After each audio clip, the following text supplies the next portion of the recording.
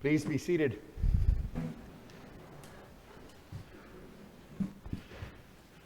It's wonderful to be here and just to experience the vitality of young Catholics. And it's a real blessing for our whole church that we have a parish like this one. And I'm so grateful to Father Jake, most especially for his leadership here, to the Brothers of Hope, Father Paul, but really to all of the leaders. Wonderful music that you have here. Grateful that we have some of the handmaids here today as well. But it speaks to that joyful vitality of our church.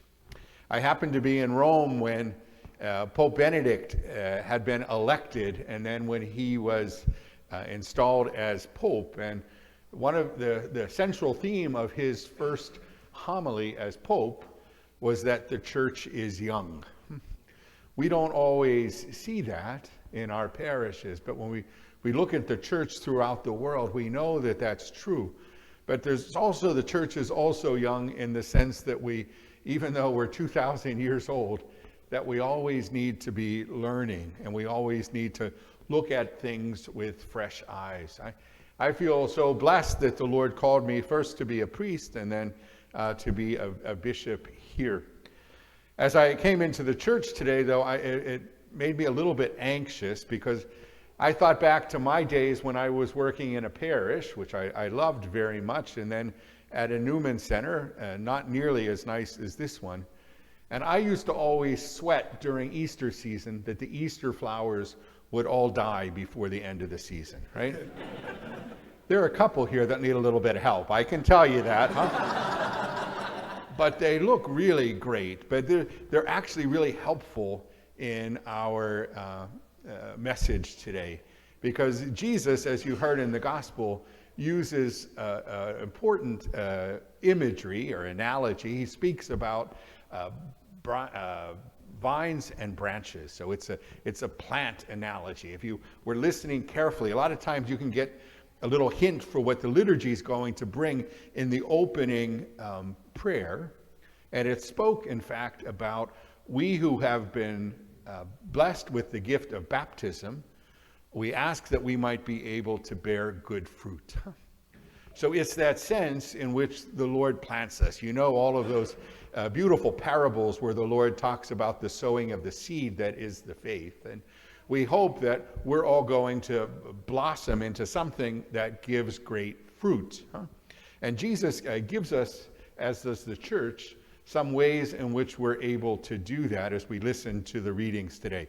First of all, from that very first prayer, we know that we need the water of baptism, right? So if we're going to grow, we need that water that we received at baptism, that saving water. And I'm always happy to hear how many people come into the church here at St. Lawrence every year. That's a wonderful sign of life in your community. Now, I'm not very good with plants, but I know the plants need a little bit more than just water too, right? So plants need some food. You want to make sure that they have the right nutrients. And so God gives us that gift of Jesus's body and blood. So we get some nourishment so that we're able to grow.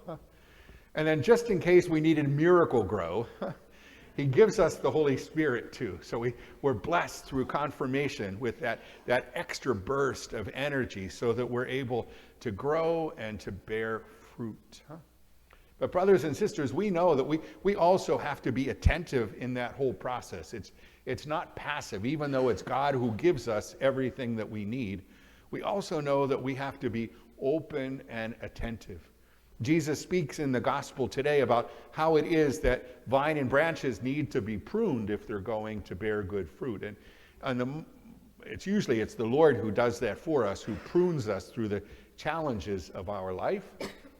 But it also reflects the fact that we need to be open and attentive to what we can do in our lives to make sure that we're going to stay attached to Jesus the vine. That's really the recurring theme that we hear, a little bit about fruit, but also about remaining in the vine, remaining in Jesus. That's the secret to our growth. That's the secret to our fruitfulness, is that we have to stay attached to Jesus. One of the reasons why I'm so grateful for St. Lawrence and the Newman Center is that it's a way in which those of you who are here at the U and beyond are able to stay attached to Jesus. You certainly through the great gift of the sacraments, but then also in the community that you form. We have to be attentive and intentional as we form communities that are going to help us to stay attached to Jesus. We can put ourselves in situations that take us far from that vine, far from Jesus, or else we can be part of a community that helps us to be attentive, even to be open to pruning when those situations come our way. I know that later in this liturgy, I'll have the opportunity to bless those who will be graduating this year. So grateful for the ways in which you've already participated in the life of this community.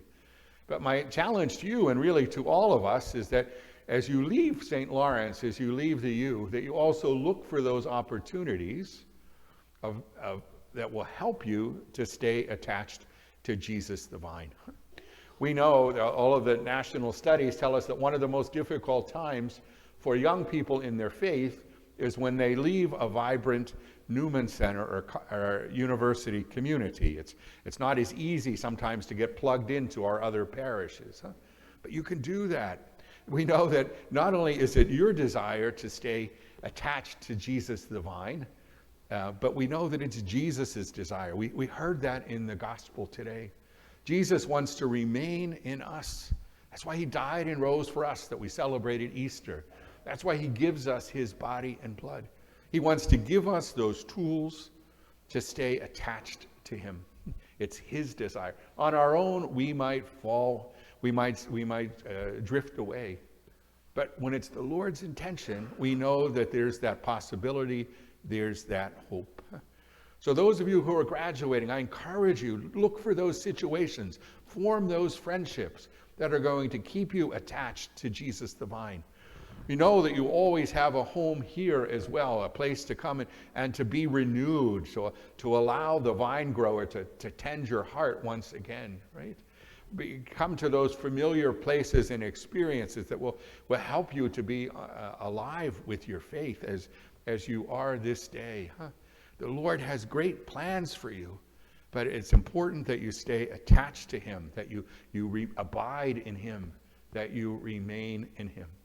On our own, we might not be able to do that. You know, in our second reading today, we were hearing about one of the ways in which we can remain in Jesus is by keeping his commandments. So that can certainly be something that we strive for, brothers and sisters, but we need to be in that kind of a community that helps us to do that as well.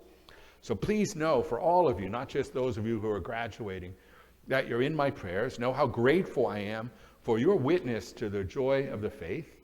Know how excited I am when I think about the good work that the Lord is doing in you and in your lives as you stay attached to him, the vine. And know that I'm looking forward to tasting that good fruit that comes when we do what it is that the Lord desires for us. It's where we're going to find our joy. It's where we're going to find our purpose.